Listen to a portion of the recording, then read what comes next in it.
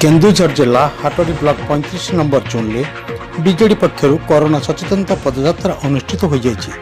BJD पक्षर Gandhi जयंती ठारू समग्र राज्य में आरंभ कर कार्यक्रम परिप्रेक्षी आज सासंग हाटडी मरेगा सोढ़ा आदि पंचायत में कार्यक्रम कर सासंग पंचायत चोरगड़िया सरपंच बिंबाधर विश्वाल और पंचायत सभापति रवींद्र साहू संयोजन अनुष्ठित कार्यक्रम में आनंदपुर विधायक भागीदेव सेठी जोगदे चोरगड़िया गोपालपुर आदि गाँव में घर घर बुली लोक मास्क बंटन करने सहित लोक बाहर को बाहर मास्क व्यवहार करने सामाजिक दूरता बजाय रखा नियमित साबुन हाथ धोवाई सचेतन करते। कार्यक्रम में सुधाकर ओझा युव समाजसेवी धवलेश्वर पट्टनायक प्रदीप जेना रवीन पाढ़ी महेश्वर शाह युव बीजेडी संपादक दीप्ति रंजन दास पंचायत महिला सभानेत्री रीनाराणी जेना प्रमुख जोगदे।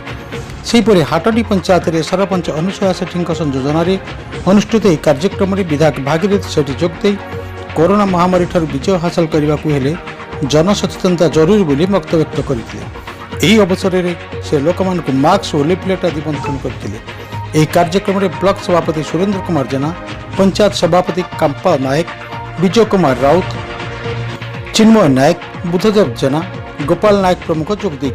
पर मरेगा पंचायत बीजेडी सभापति दुशासन साहू संयोजन अनुष्ठित कार्यक्रम में उपस्थित महिला मास्क बंटन करने सहित कोरोना युद्ध में जययुक्त करने को आह्वान करते। सरकार नीति नियम को मानिले जाई आम कोरोना को जय कर मत व्यक्त करते।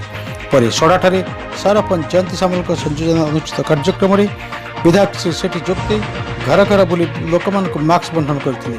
पंचायत कार्यालय ठार अनुष्ठित एक समावेश में महिला कोरोना सचेतनता कार्यक्रम प्रति सजग रहा परामर्श देते। कार्यक्रम में समाजसेवी बैद्यनाथ सामल रवींद्र नायक प्रदीप सामल नरहरि बल संतोष जेना लक्ष्मीदेव जेना प्रमुख कार्यक्रम परिचालना करते।